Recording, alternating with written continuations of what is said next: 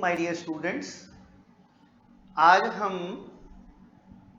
इस क्लास में जो चैप्टर स्टार्ट कर रहे हैं, चैप्टर का नाम है बैंकिंग। और बैंकिंग के अंदर हम पढ़ेंगे commercial bank and central bank. इस चैप्टर में हम आपको एक एक टॉपिक कराएंगे, आप ध्यान से सुनेंगे और जैसे जैसे मैं कर रहा हूं उस तरह से नोट्स मेंटेन कर लेंगे तो आपको उस चैप्टर को रिवाइज करने में, पढ़ने में बहुत ज़्यादा ईजी होगा।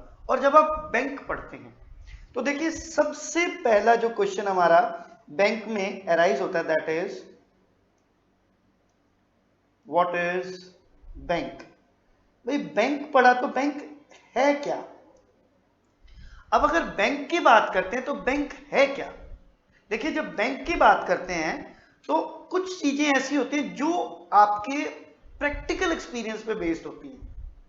अगर मैं बोल रहा हूं व्हाट इज बैंक तो इस टाइम स्टूडेंट के माइंड में एक पिक्चर अराइज हो रही है कि बैंक तो सर वो होता है जहां मैं पैसे जमा कराने जाता हूं। बैंक तो वो होता है जहां से लोग लोन लेते हैं। जैसे जब हमने कार ली थी तो हमें किसने लोन दिया था? बैंक ने लोन दिया था। हमने घर बनाया तो हमने कहां से लोन लिया था? बैंक से लोन लिया था। भैया बाहर पढ़ने गए थे तो किससे लोन लिया था? बैंक से लोन लिया था। तो इट मींस अब क्या हुआ कि बैंक की डेफिनेशन जनरेट हो गई। सिर्फ इस नॉलेज को एक लाइन में फॉर्मेट करने की जरूरत है। तो आप क्या कहोगे? Bank is a financial institution which accept deposits of the people and advance them loans for the maximization of profit। अब मैंने एक वर्ड बोला for the maximisation of profit, क्योंकि बच्चे बैंक एक फाइनेंशियल इंस्टीट्यूशन है और financial institution work for profit, work for its own interest. वो अपने इंटरेस्ट के लिए काम करता है, आपकी डिपॉजिट्स एक्सेप्ट करता है और आपके लोन्स एडवांस करता है। तो अब एक बार फिर से मैं बैंक का मीनिंग आपके लिए रिवाइज करता हूं। हम बोलेंगे bank is a financial institution which accept deposits of the people and advance them loans for the maximisation of profit. अब हम जो बैंक पढ़ेंगे, हम बैंक को दो तरह से पढ़ेंगे। दो बैंक हमारे सिलेबस में हैं। First is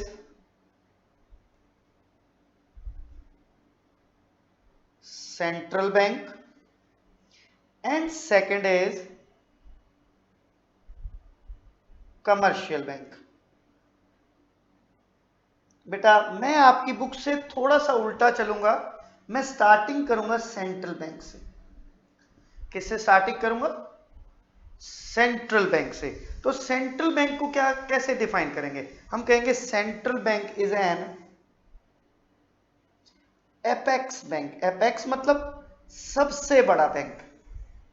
apex bank which issue currency notes, control supply of money and control entire banking system in the economy। यानी सेंट्रल बैंक क्या है? सेंट्रल बैंक एक एपेक्स बैंक है, यानी देश का सबसे बड़ा बैंक है जिसका काम क्या है? इशू करना करेंसी, सप्लाई ऑफ मनी को कंट्रोल करना और कंट्रोल करना एंटायर बैंकिंग सिस्टम को। That is known as central bank. अब थोड़ा सा सेंट्रल बैंक के बारे में बात करते हैं। देखिए मैं स्टार्स लगा के लिख रहा हूं, आप अपनी नॉलेज में इनको ऐड करते जाएंगे। First, central bank was established in Sweden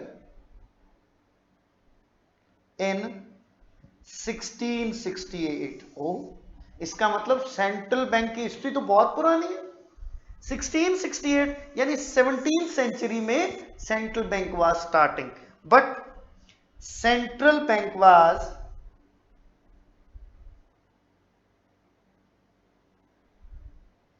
started. Official जो स्टार्टिंग है बेटा वो कब हुई? After establishment of bank of England. अब बैंक ऑफ इंग्लैंड कहां है? इंग्लैंड में, इन 1694। तो ये तो देखो, ये तो बात हो गई एंटायर वर्ल्ड की। अब मैं तो इंडिया में रहता हूं सर, मेरे को इंडिया का बताओ।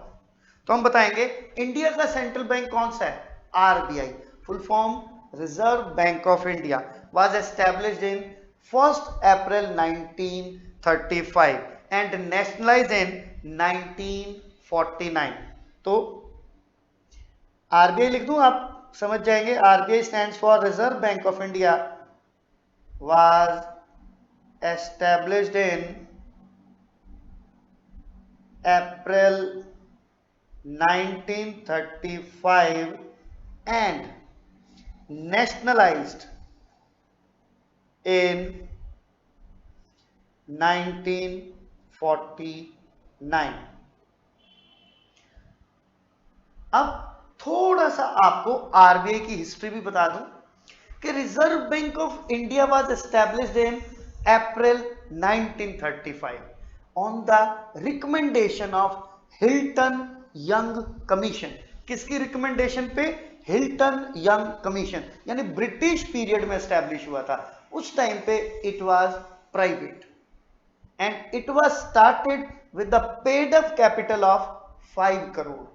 5 करोड़ की पेड अप कैपिटल से स्टार्ट हुआ था, और जो 100 रुपीज के 5 लाख इक्विटी शेयर्स में बटी हुई थी। और इसको नेशनलाइज किया 1949 में। जो पब्लिक की कैपिटल थी 100 रुपीज का शेयर, वो 108 रुपीज 6 आना के हिसाब से, आना बोलते हैं 1 रुपए में 16 आने होते हैं, लगभग 6.25 पैसा, 118 रुपीज 6 आना के हिसाब से, 8 नहीं 118 रुपीज 6 आना के हिसाब से वो पेड अप कैपिटल थी, जो लोगों की वापस कर दी। And it was nationalised, means इसको गवर्नमेंट ऑफ इंडिया ने टेक ओवर कर लिया।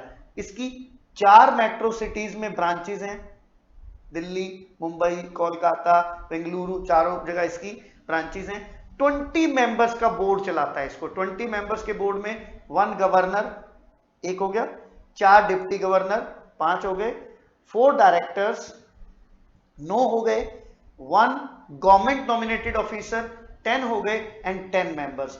20 मेंबर्स का बोर्ड चलाता है and it is an autonomous body. Autonomous body वो होती है जो गवर्नमेंट के साथ कोलैबोरेट करके काम करती है, बट गवर्नमेंट के अंडर काम नहीं करती। तो अब हमने पढ़ा सेंट्रल बैंक के बारे में। तो सेंट्रल बैंक हमने बताया कि सेंट्रल बैंक एक एपेक्स बैंक है इकोनॉमी का, जो करेंसी इश्यू करता है, मनी सप्लाई करता है, और मनी सप्लाई को कंट्रोल करता है, एंटायर बैंकिंग सिस्टम को कंट्रोल करता है। अब इसके बाद हम जो मेन थिंग है, जो आपका 6 मार्क्स का क्वेश्चन है, that is functions of central bank. We will do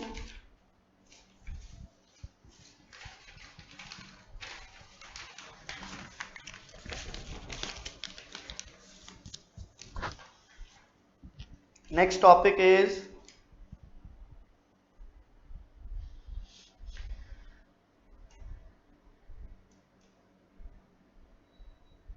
functions of central bank. जी, अब बात करते हैं फंक्शंस ऑफ सेंट्रल बैंक की। तो देखिए पहला फंक्शन क्या है? First function is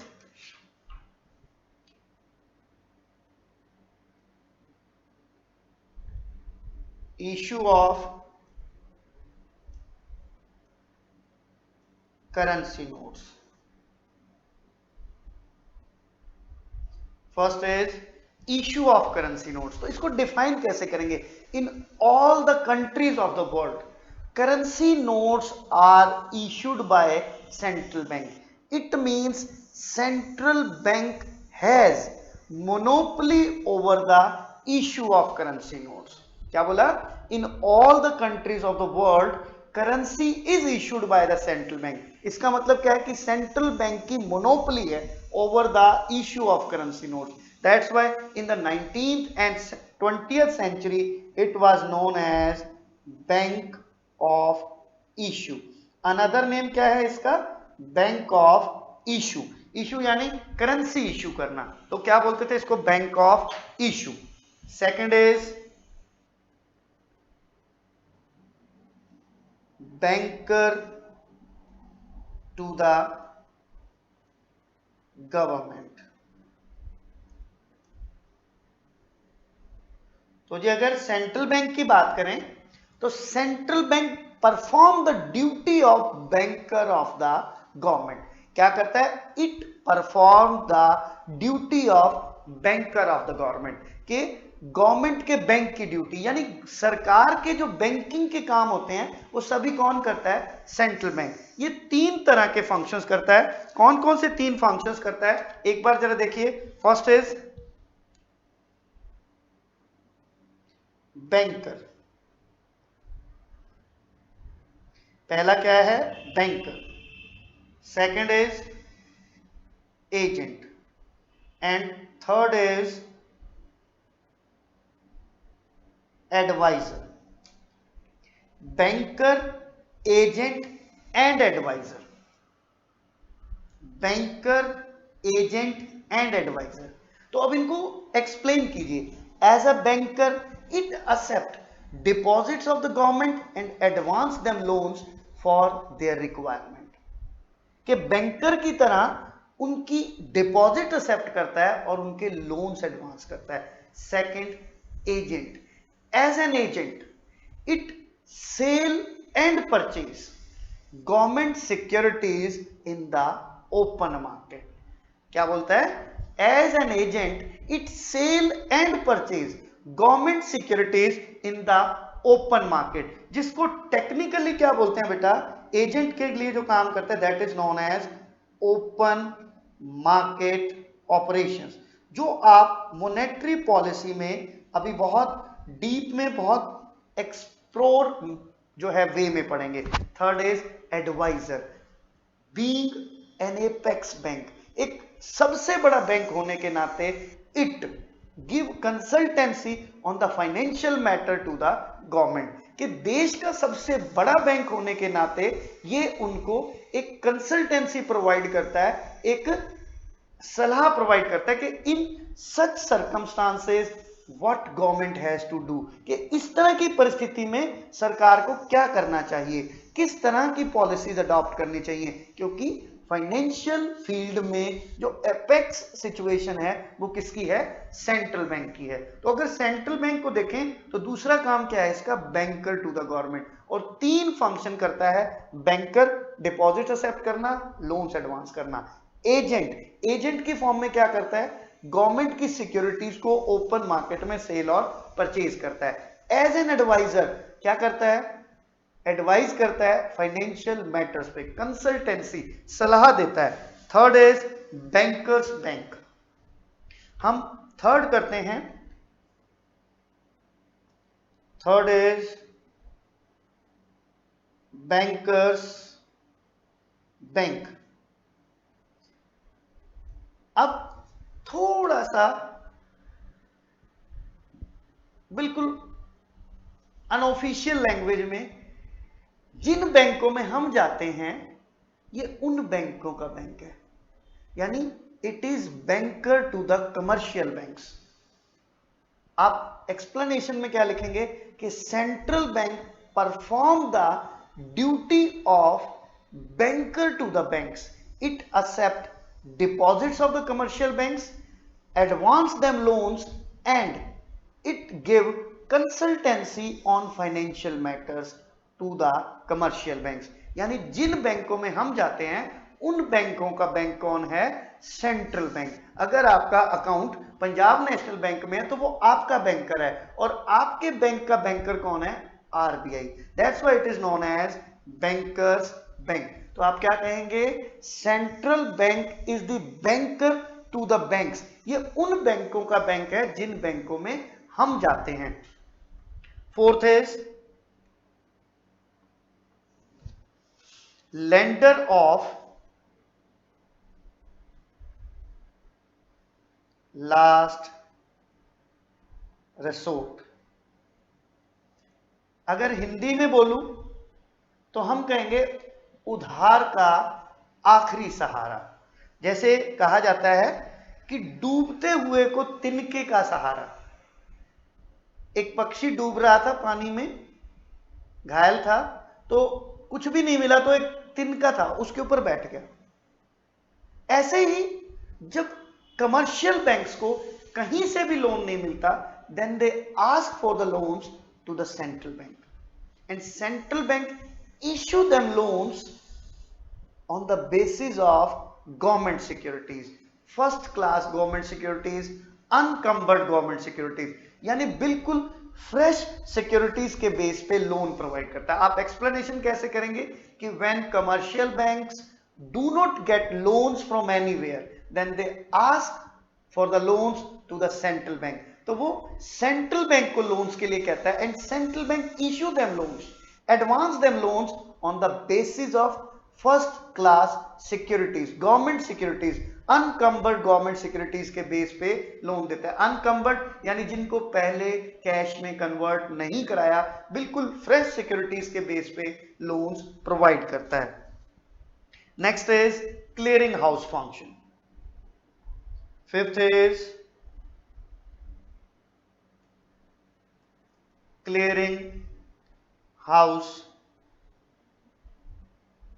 function. We are talking about clearing house function. अब clearing house function means कि central bank clear the checks of different banks because it is banker to the banks. आप सिर्फ explanation में दो ही line लिखेंगे कि central bank clear the checks of different banks because it is banker to the banks. अब आपको बिल्कुल हिंदी में समझाता हूं क्या करता है कि सेंट्रल बैंक अलग अलग बैंकों के चेक्स को कैश में कन्वर्ट करता है। किस तरह से कन्वर्ट करता है? मान लीजिए आपका account state bank of India में है और मेरा अकाउंट पंजाब नेशनल बैंक में है। आप मुझे 10,000 रुपए का चेक देते हैं कि सर ये लीजिए, ये आपकी पेमेंट है, मैं चेक में दे रहा हूं। अब मैं क्या करूंगा, आपके दिए हुए चेक के पीछे अपना अकाउंट नंबर लिखूंगा और उसे बैंक के ड्रॉप बॉक्स में डालूंगा। अब बैंक क्या करेगा, बैंक उस चेक को हर शहर में एक क्लियरिंग हाउस बना होता है, उस क्लियरिंग हाउस में सेंड कर देगा।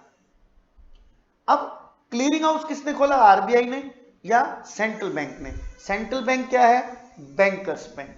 वो देखेगा कि एसबीआई का चेक है पीएनबी की फेवर में, वो एसबीआई के अकाउंट से 10,000 डिडक्ट करेगा, एसबीआई आपके अकाउंट से डिडक्ट करेगा और ये पैसे पीएनबी के अकाउंट में डाल दिए जाएंगे, पीएनबी इसको मेरे खाते में ट्रांसफर कर देगा।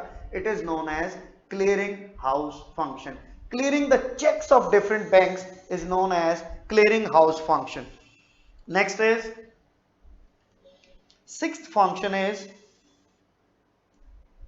Custodian of foreign exchange. Sir custodian का मतलब तो संरक्षक होता है, जो अपने पास किसी चीज को सेफ कस्टडी में रखता है। जी, central bank keep reserves of the foreign exchange to promote export and import of the country and to maintain stability in the rate of exchange.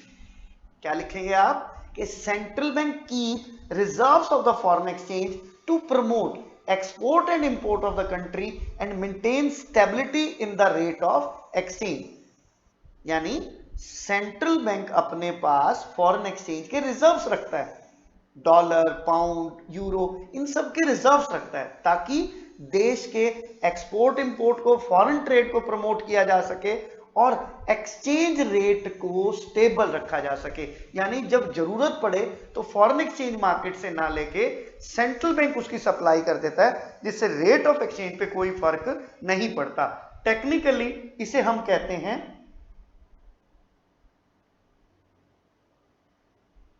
Manage floating, जो कि आप फॉरेन एक्सचेंज रेट में बहुत अच्छे से पढ़ेंगे।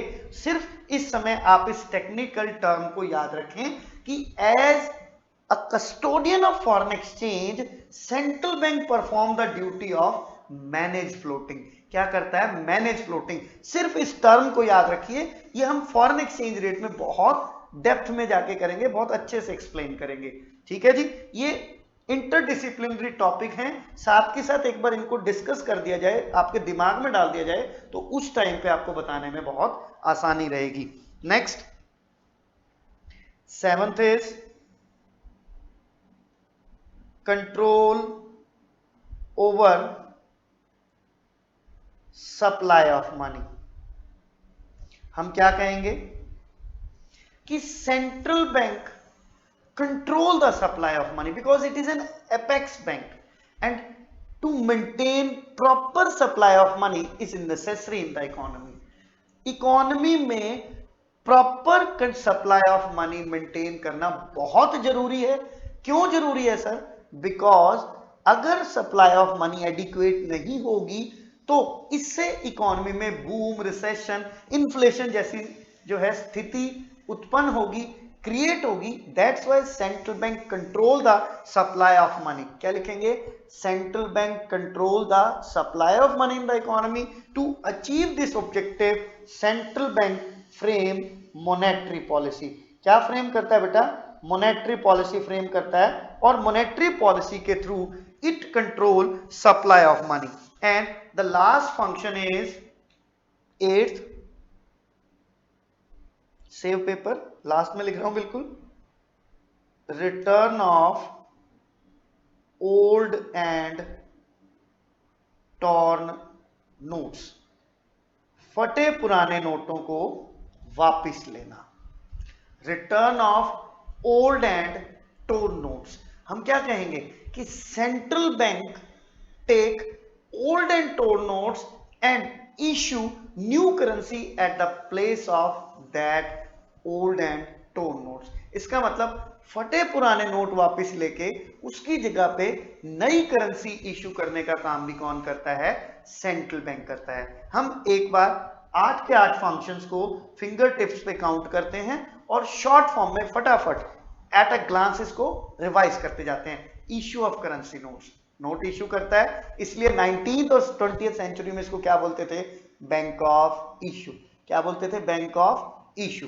Second, banker to the government, कि central bank banker to the government है, और as a banker to the government ये 3 फंक्शन करता है, बैंकर, एजेंट और एडवाइजर। बैंकर क्या करेगा? डिपॉजिट एक्सेप्ट करेगा, लोन्स एडवांस करेगा। एजेंट क्या करेगा? सेल और परचेज करेगा गवर्नमेंट सिक्योरिटीज को, जिसको टेक्निकली क्या बोलते हैं? Open market operation. Third, adviser, कि फाइनेंशियल मैटर्स पे एडवाइजरी करेगा, कंसल्टेंसी देगा, सलाह देगा कि ऐसे नहीं करना, ऐसे करना है। फिर बैंकर्स बैंक, हम जिन बैंकों में जाते हैं उन बैंकों का बैंक है, हमारे बैंक का बैंक है, सबसे बड़ा बैंक है, उनकी डिपॉजिट लेता है, उनको लोन देता है, फाइनेंशियल मैटर पे सलाह देता है, ऐसे कीजिए, ऐसे नहीं कीजिए। लेंडर ऑफ लास्ट रिसोर्ट, उधार का आखिरी सहारा, मींस अगर कमर्शियल बैंक्स को कहीं से भी लोन नहीं मिलता, they ask for the loans to the central bank. और सेंट्रल बैंक किसके बेस पे लोन देता है? लोन देता है first class government securities, unencumbered government securities, यानी वो सिक्योरिटीज जिन पे पहले कभी लोन नहीं लिया गया, जिनको पहले कभी कैश में कन्वर्ट नहीं कराया गया, बिल्कुल फ्रेश सिक्योरिटीज के बेस पे।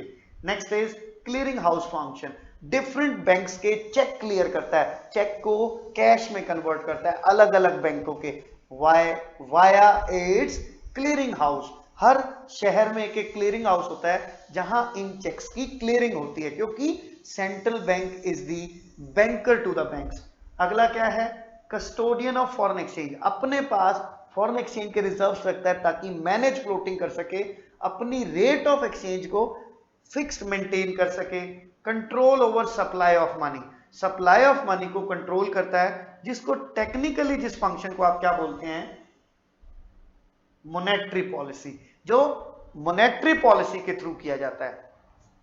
Return of old and torn notes, फटे पुराने नोटों को वापस लेकर उसके प्लेस पे नई करेंसी इशू करता है। इज दैट क्लियर और नॉट?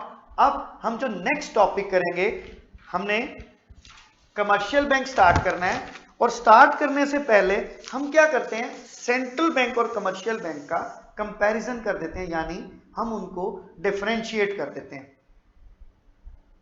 टॉपिक में लिखता हूं, topic is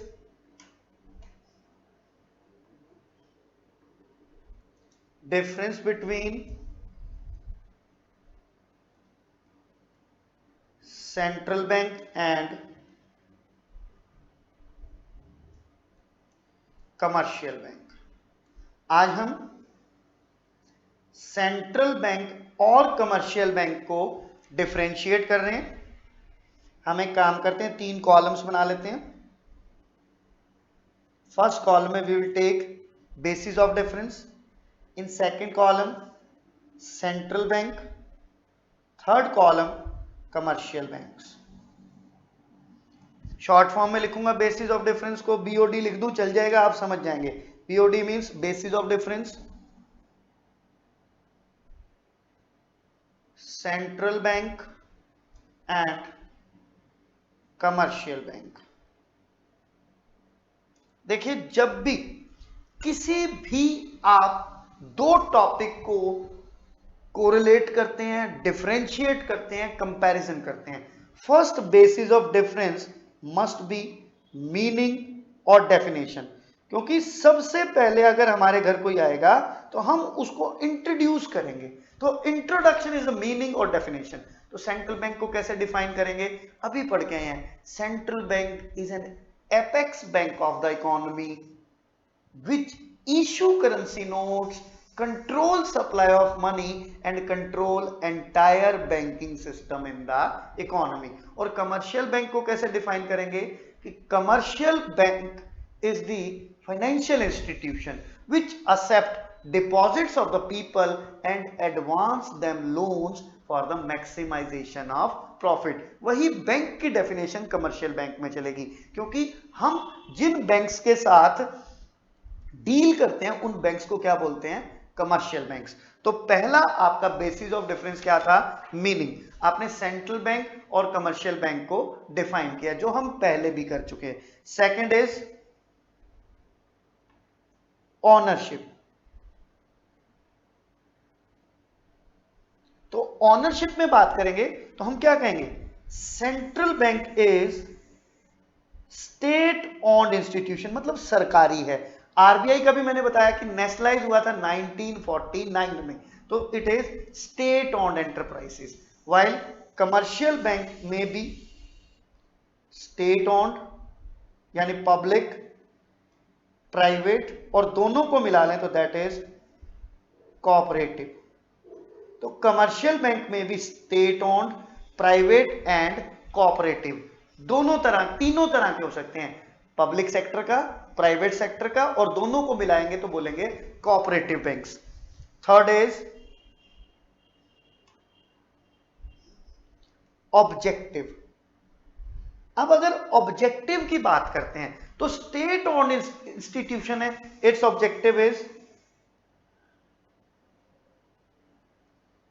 social welfare maximisation and economic development, यानी it work for development of the economy. उन पॉलिसीज को इश्यू करने में हेल्प करता है which cause economic development in the economy. और अगर कमर्शियल बैंक के ऑब्जेक्टिव की बात करेंगे, then objective of the commercial bank is profit maximisation and economic growth. Sir यहां ना थोड़ी सी मुझे कंफ्यूजन हो गई, आप इधर बोल रहे हो इकोनॉमिक डेवलपमेंट, इधर बोल रहे हो इकोनॉमिक ग्रोथ। तो बच्चे, ग्रोथ और डेवलपमेंट में बहुत फर्क है। ग्रोथ का मतलब है only rise in national income over a long period of time, ये ग्रोथ है कि सिर्फ नेशनल इनकम का बढ़ना। While economic development is a multi dimensional concept, कि इनकम के साथ साथ क्वालिटी ऑफ लाइफ का बढ़ना, एजुकेशन बढ़े, हेल्थ बढ़े, स्टैंडर्ड ऑफ लिविंग बढ़े, लोगों का कंजम्पशन पैटर्न बढ़े, पॉवर्टी घटे, तो that is called economic development. ये मल्टी डायमेंशनल काम करता है, तभी सोशल वेलफेयर होता है। ये सिर्फ प्रॉफिट के लिए काम करता है, जिससे सिर्फ इकोनॉमिक ग्रोथ होती है। Fourth is public dealing.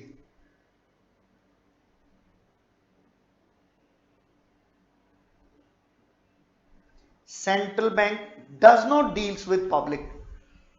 हम इसमें अकाउंट ओपन नहीं करा सकते, हम इससे लोन नहीं ले सकते। It does not deals with general public, while commercial bank deals with general public. It means it open account of general public and advance loans to the general public. हम account open कर सकते हैं, loans ले सकते हैं, और commercial bank various kinds of function करता है। डीमेट अकाउंट खोलता है, लॉकर फैसिलिटी देता है, आपकी सोलवेंसी की गारंटी देता है, आपको फॉरेन करेंसी जो है कन्वर्ट करके देता है। It deals with general public while central bank does not deals with general public. It is banker to the government and it is banker to the banks. हमारा bank नहीं है, ये सरकार का बैंक है और बैंकों का बैंक है। हमारा बैंक कौन है? हमारा प्यारा कमर्शियल बैंक। ठीक है, ये ध्यान रखना आप। Next, fifth is issue of currency. तो हम कहेंगे central bank has monopoly over issue of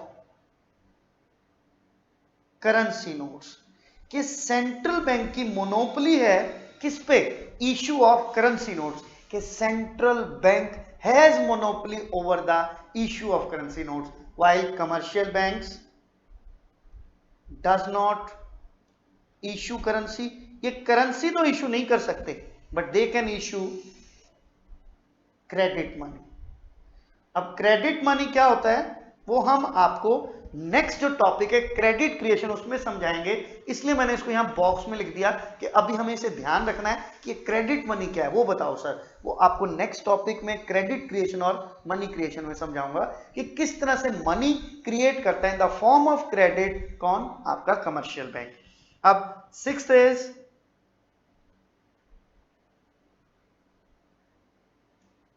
banker to the government.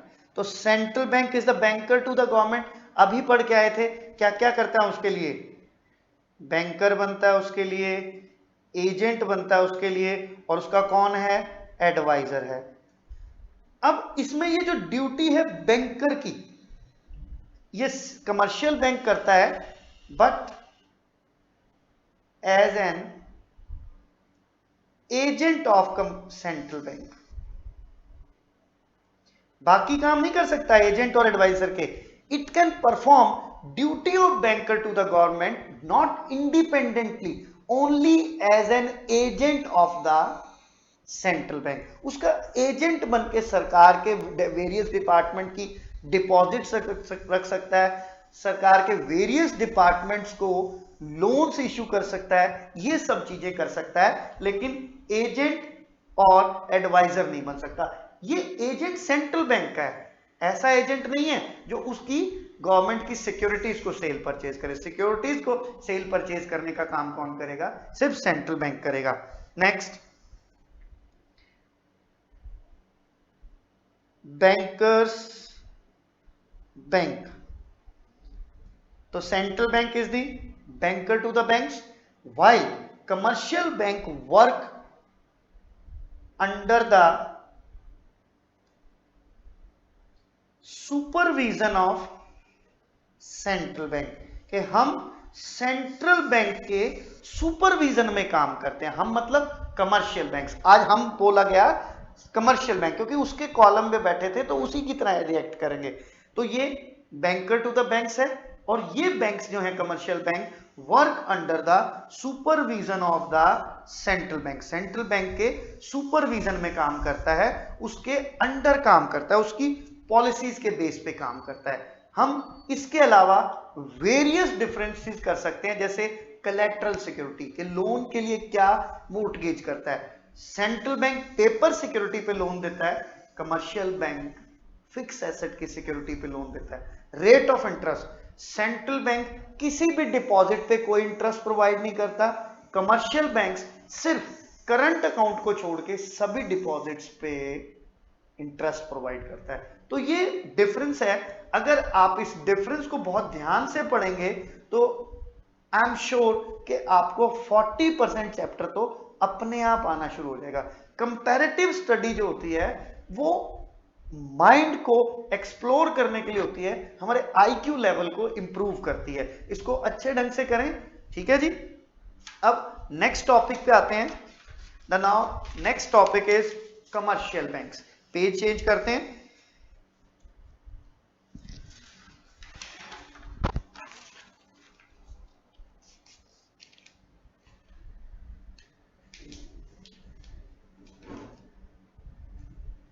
Ji, talking about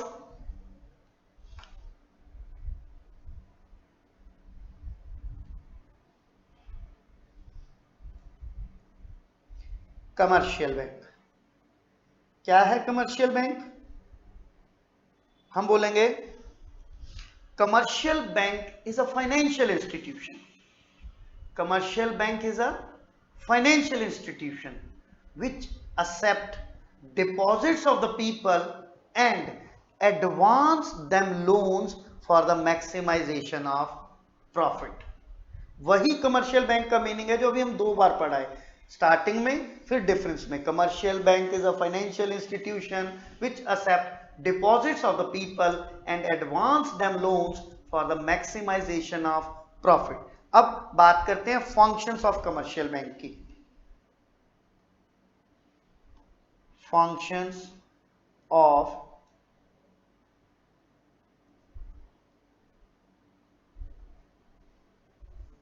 commercial bank. देखिए, जब फंक्शंस की बात करते हैं, commercial bank perform 3 types of functions. Primary functions which are done in every economy and every time period। जैसे ही bank मेरे दिमाग में आता है तो जो बैंक की पिक्चर क्रिएट होती है वो प्राइमरी फंक्शन है। मैंने आपको पिछली भी कई क्लासेस में बताया है कि प्राइमरी फंक्शन वो होता है जो किसी न किसी चीज की आइडेंटिफिकेशन होता है। जैसे अब मैं पेन दिखा रहा हूं, ये देखिए pen.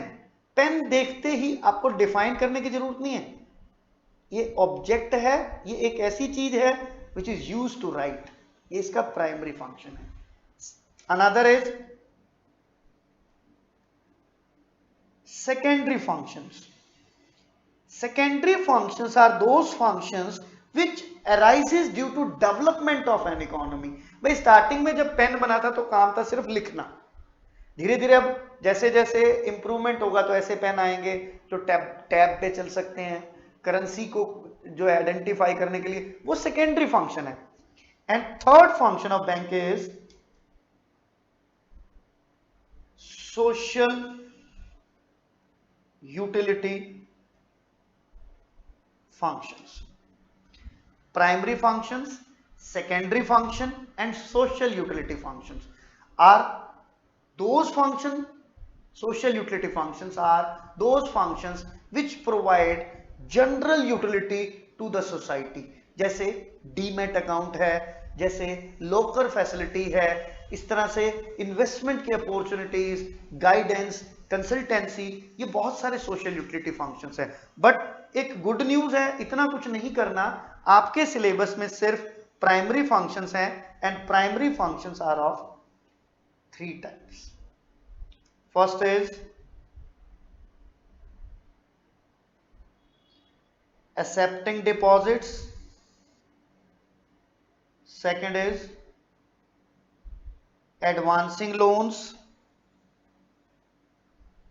and third function is credit creation, or it is known as money creation। अब हम फर्स्ट फंक्शन को डिफाइन करते हैं। First is accepting deposits.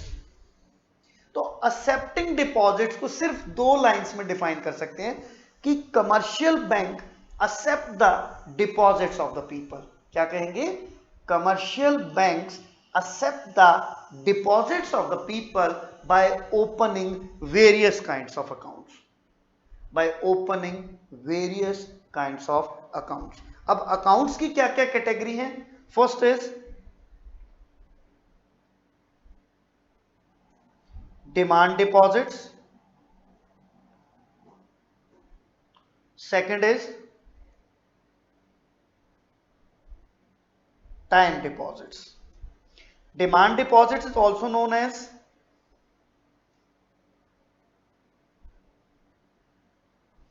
checkable deposits, और time deposits is also known as non checkable deposits। अब इनको बहुत अच्छे से डिफाइन करते हैं। Demand deposits are those deposits in which money can be withdrawn at demand by withdrawal form or check, by debit cards, etc. जिसमें आप जरूरत पड़ने पर पैसा विड्रॉल फॉर्म से, चेक से या डेबिट कार्ड से विड्रॉ कर सकते हैं, इसलिए इनको डिमांड डिपॉजिट या चेकेबल डिपॉजिट्स बोलते हैं। इसमें तीन तरह के अकाउंट्स को या तीन तरह के डिपॉजिट्स को एक्सेप्ट वो हम इंक्लूड करते हैं। First is saving deposit account open by households to collect their small savings. इसमें रेट ऑफ इंटरेस्ट नॉमिनल होती है और एक सर्टेन अमाउंट से ज्यादा विड्रॉ करने के लिए आपको बैंक को प्रायर परमिशन और प्रायर इंफॉर्मेशन देनी पड़ती है और बैंक से परमिशन लेके पैसा निकलवा सकते हैं और लिमिटेड नंबर ऑफ ट्रांजेक्शन्स कर सकते हैं इन अ मंथ, अदरवाइज आप पे सर चार्जेस लगने लगते हैं। वो time to time rules bank से चेंज होते रहते हैं, अगर आप जानना चाहते हैं तो नेट पे डाल के चेक कर सकते हैं। Second is current deposit account. In this account, a number of transactions can be done in a month, but it is opened by traders or businessmen. In this account, bank does not give any kind of rate of interest, and if your account balance is less than a certain limit, bank can charge service charges or surcharge from you. ये account traders और businessman खोलते हैं जिसमें वो number of transactions कर सकते हैं, पर इस अकाउंट पे किसी भी तरह की कोई इंटरेस्ट नहीं मिलता और एक जो लिमिट है अकाउंट बैलेंस की उससे कम होने पर आपसे सरचार्ज लिए जाते हैं। लेकिन इस बैंक में या इस अकाउंट में आपको ओवरड्राफ्ट फैसिलिटी प्रोवाइड की जाती है। ओवरड्राफ्ट मींस आप अपनी अकाउंट बैलेंस से ज्यादा विड्रॉ कर सकते हैं जितनी लिमिट आपको बैंक ने दी हुई है। जैसे आपको 5 लाख की लिमिट बैंक ने प्रोवाइड की and you have 1.5 lakh in your account, तो आप 5 लाख का चेक अगर इश्यू करेंगे तो बैंक उसे कैश में कन्वर्ट कर देगा और in this case 5 lakh minus 1.5 lakh 3.5 lakh bank की क्या होगी, ओवरड्राफ्ट होगा। Third is home safe deposit account. Home safe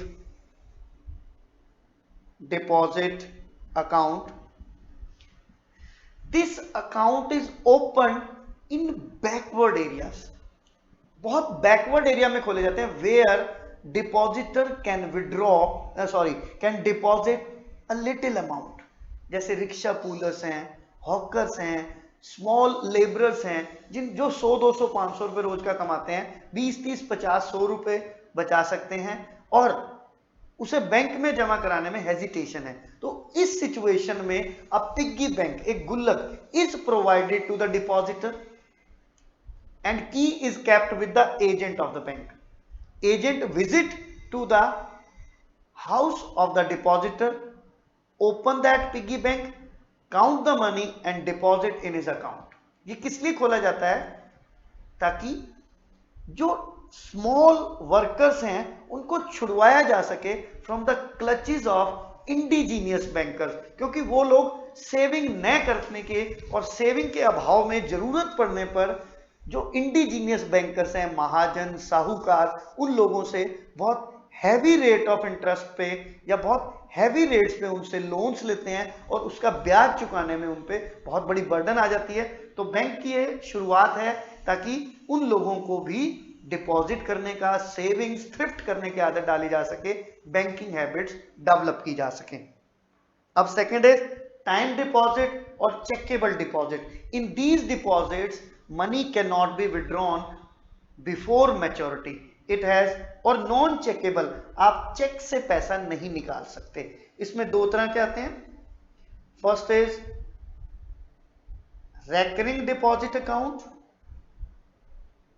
अब recurring deposit means in which depositor deposit money every month for a given period of time like 1 year, 2 year, 5 year, 7 year, और maturity पे पैसा निकलवाएगा greater the time period, higher the rate of interest.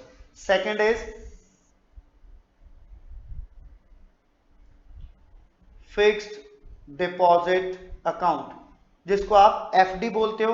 A certain amount is deposited in the bank for a given period of time, greater the time period, higher the rate of interest.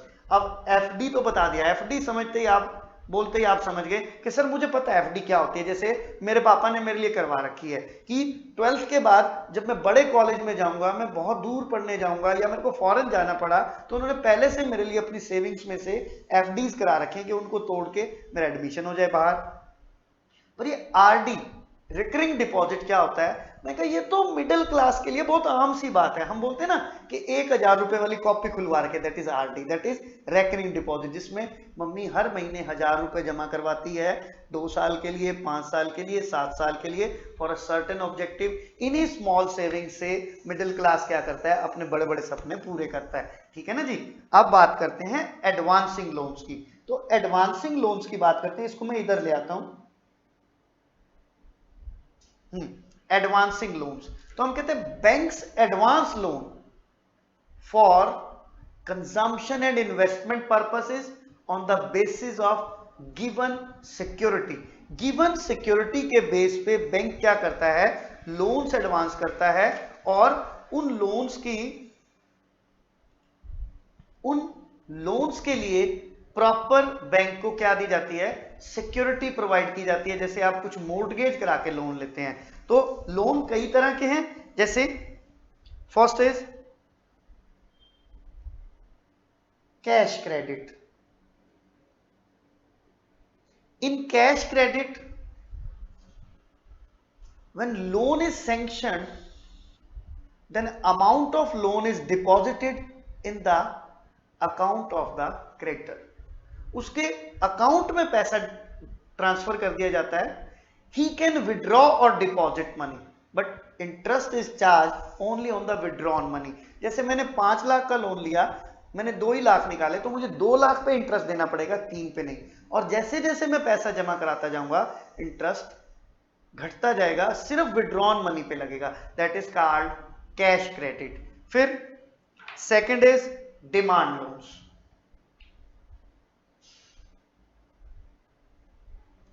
अब demand loans की बात करते हैं. These are as similar as cash credit, बिल्कुल cash credit की तरह से है.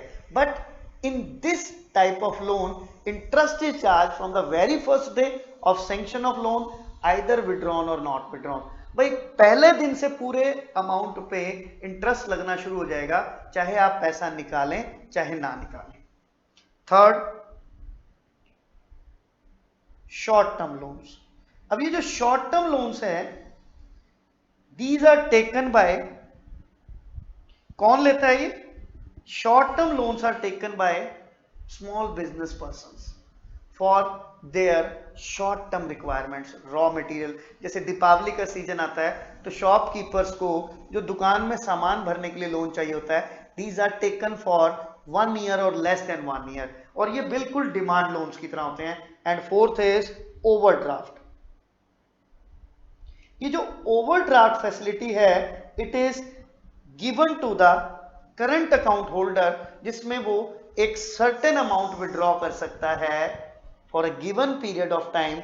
उस पीरियड ऑफ टाइम में अगर वो पैसा जमा करा देता है तो उस पर कोई इंटरेस्ट नहीं लगता, लेकिन गिवन पीरियड के बाद उससे इंटरेस्ट चार्ज करते हैं, और it is termed as demand loans. आज आपने इतना पढ़ा, इसको हम ध्यान से पढ़ेंगे, रिवाइज करेंगे. कल जो नेक्स्ट टॉपिक स्टार्ट करेंगे, दैट इज क्रेडिट क्रिएशन. इसी तरह से आप कॉन्टिन्यूस और रेगुलर लेसन्स लेने के लिए, क्लासेस लेने के लिए मेरे चैनल को सब्सक्राइब करें, शेयर करें और अपने फ्रेंड्स को इसके बारे में बताएं. हम बिल्कुल रेगुलर आपके साथ टच में रहेंगे. आपको एक एक टॉपिक कराया जाएगा, और एंड ऑफ द ईयर में हम इसी तरह से टेस्ट सीरीज कंडक्ट करेंगे, जिसमें हम आपको जो है सैंपल पेपर्स की डिस्कशन देंगे, शॉर्ट क्वेश्चंस देंगे, और इंडियन इकोनॉमी के चैप्टर्स को भी करेंगे, जो कि एनसीईआरटी को उसमें बेस बना के लेंगे. ठीक है जी, आज के लिए इतना ही काफी। Thanks for your cooperation, have a good day, bye.